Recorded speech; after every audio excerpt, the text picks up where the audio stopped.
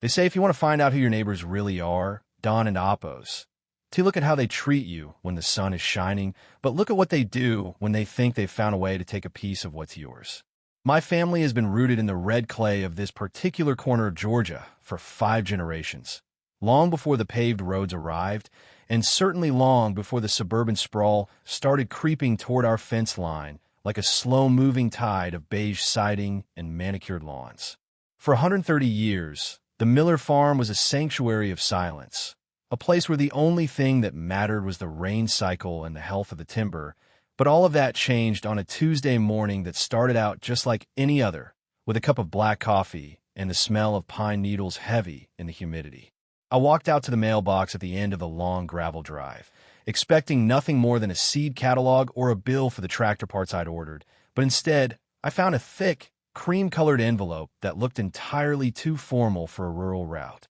It had an embossed logo of a weeping willow in the corner, the seal of the Willow Creek Estates Homeowners Association, and inside was a letter that informed me, in cold, clinical legalese, that I was being fined $100,000 for the, end quote, unauthorized construction of a non-conforming industrial structure, end quote.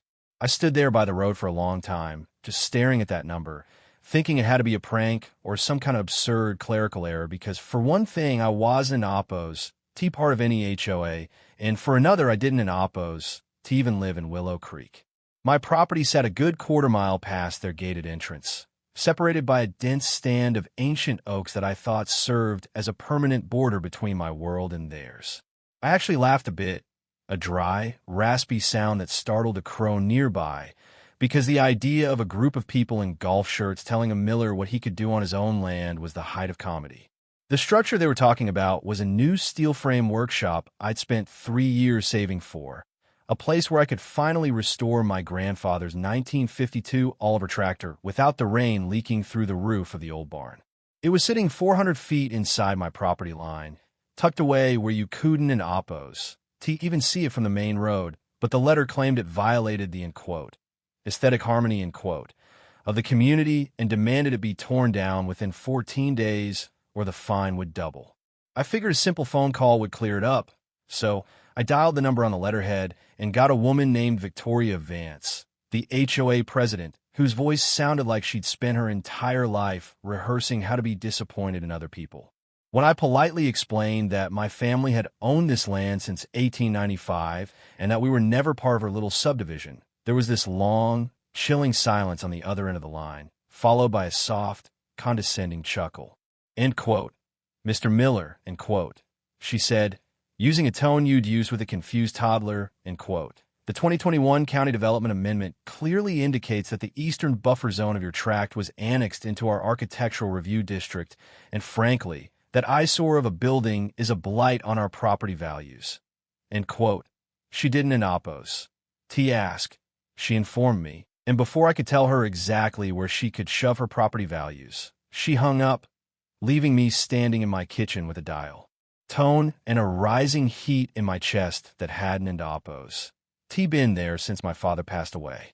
A few hours later, a black Range Rover pulled up my drive, kicking up dust and stopping just inches from my porch steps, and out stepped Victoria herself, looking like she was dressed for a high-end brunch rather than a farm. She was accompanied by 2 men in matching polo shirts, one of them carrying a digital measuring wheel and the other holding a tablet like it was a holy relic, and they didn't Oppos to even wait for me to come outside before they started walking toward my workshop. I met them halfway, wiping my hands on a grease-stained rag, and I told them they were trespassing on private property and needed to leave before things got complicated. Victoria didn't Oppos to even look at me. She just gestured toward the workshop and told her assistant to, end quote, mark the encroachment distance from the shared boundary, end quote, as if I was just a piece of furniture standing in her way. I stepped directly in front of the man with the wheel, and for a second, the air got real still, the kind of stillness that usually precedes a tornado, and I told them again, quieter this time, that they had 30 seconds to get back in that car. Victoria adjusted her sunglasses, looking at me with a mix of disgust and pity, and she said, end quote, you people always think your history matters more than the law, but Willow Creek is the future of this county, and we won Oppos. T let one stubborn farmer ruin the investment of 300 families, end quote. She told me that if the workshop wasn't in oppos, T gone by the following Monday, they would place a lien on my entire property and begin the process of, end quote, corrective seizure, end quote. A phrase that sounded like something out of a nightmare. They drove off, leaving me with a sense of dread that I couldn't end oppos. T quite shake, because while I knew I was right, I also knew that people like Victoria Vance didn't end oppos. T make threats unless they had the money and the lawyers to back them up. I didn't end oppos. T sleep that night. I just sat at my grandfather's oak desk, surrounded by decades of deeds, yellowed maps, and tax receipts, trying to find any mention of this, end quote, annexation, end quote, she talked about.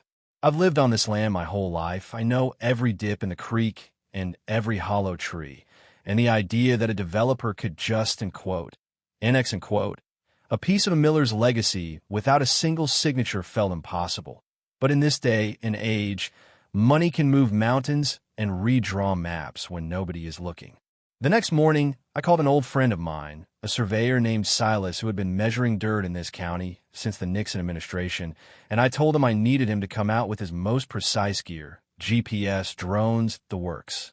Silas showed up with a grim expression, and as we walked the southern line near the Willow Creek boundary, he kept shaking his head, looking at his tablet, and then looking at the physical iron stakes my grandfather had driven into the ground back in the 60s.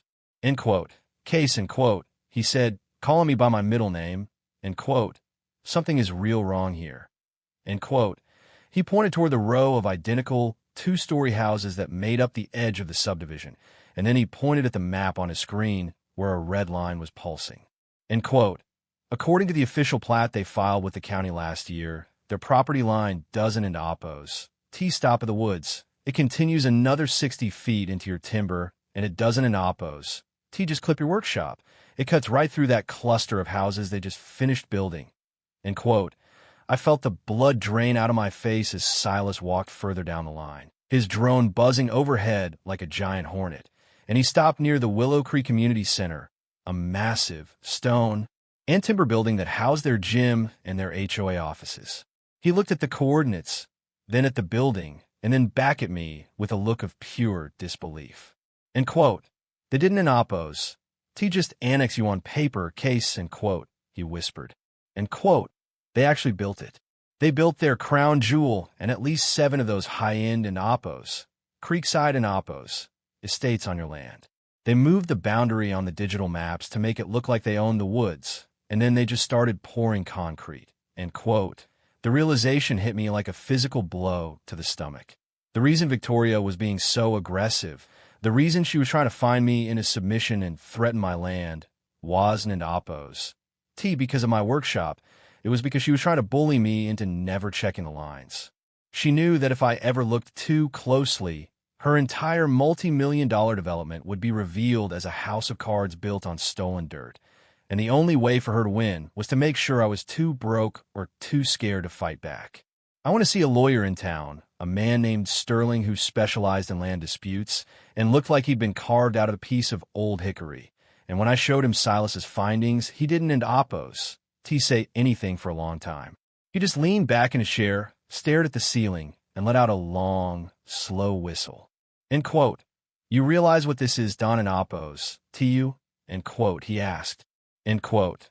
This ISN and oppos. T just a mistake. This is a calculated land grab. They probably figured an old bachelor farmer wouldn't end oppos. T have the resources to challenge a developer like the Sterling Vance Group. And by the time anyone noticed, the houses would be sold and the profit would be in the bank. End quote. He told me that we needed to be smart, that if we moved too fast, they'd use their political connections to bury us. So we decided to play their game for just a little bit longer. I received a third letter from the HOA, this one increasing the fine to $150,000 and informing me that and quote, compliance hearing, end quote, had been scheduled at the community center. Sterling told me to go, to bring a hidden recorder, and to act just as desperate and confused as they expected me to be. So I showed up on a Friday evening, wearing my best work shirt and looking like a man who was about to lose everything.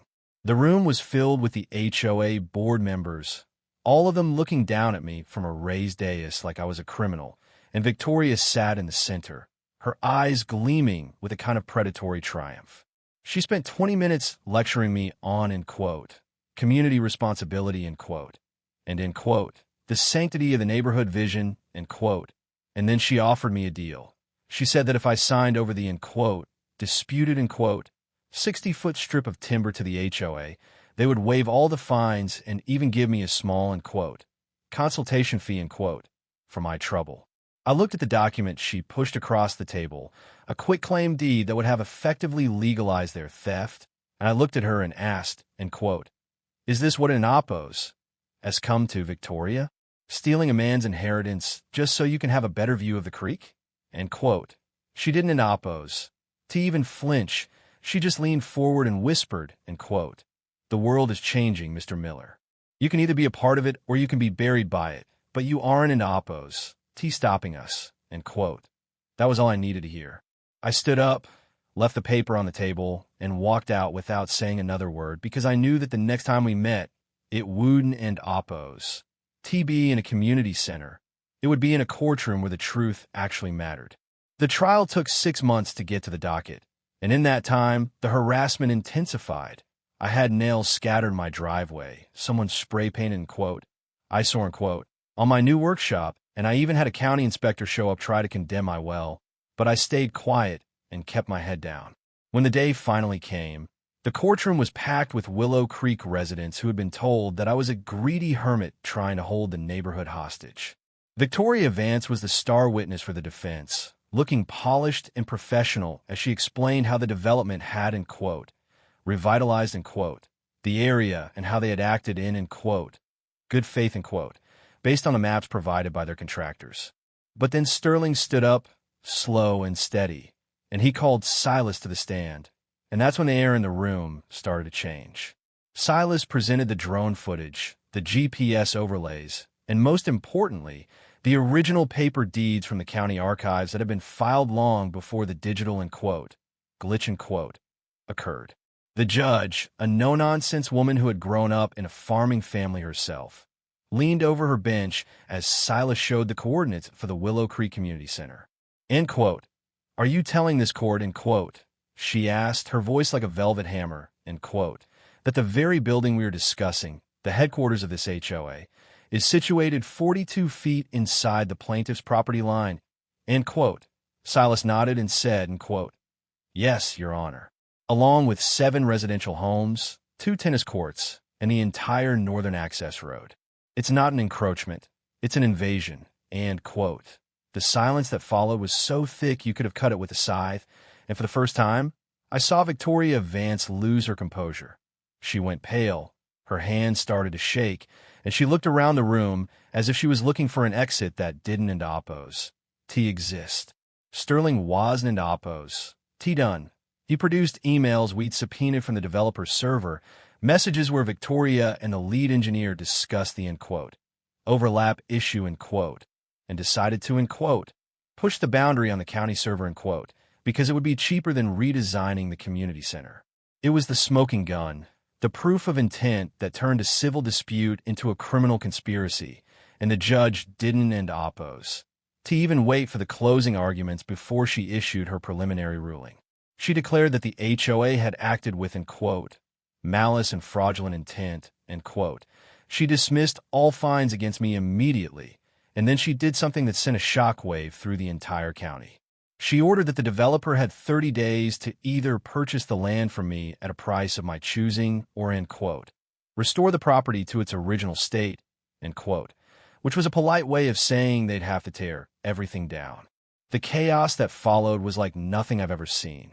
The families living in those 7 houses realized they didn't end oppos. T actually owned the land their homes were built on, and they turned on the HOA with a ferocity that made my head spin. Victoria Vance was forced to resign within 48 hours, and the Sterling Vance Group declared bankruptcy a week later. But the legal battle was only beginning. I had people coming to my porch every day, some of them begging me to be, end quote, reasonable, end quote, and others offering me millions of dollars to just sign the paper and let them stay. But every time I looked at those beige houses sitting on the soil where my father had taught me to plant corn, I felt a coldness in my soul. I wasn't an Oppos, T being greedy. I was being a miller, and a miller doesn't an Oppos. T sell what was meant to be passed down. In the end, I didn't an Oppos. T take their money, and I didn't an Oppos. T let them stay. It took another year of legal wrangling, but the court eventually ordered the demolition of the community center and the houses that sat on my land, because the fraud was so pervasive that the titles could never be cleared. I'll never forget the day the bulldozers arrived, the same kind of heavy machinery that had once come to steal my peace, but this time they were there to give it back.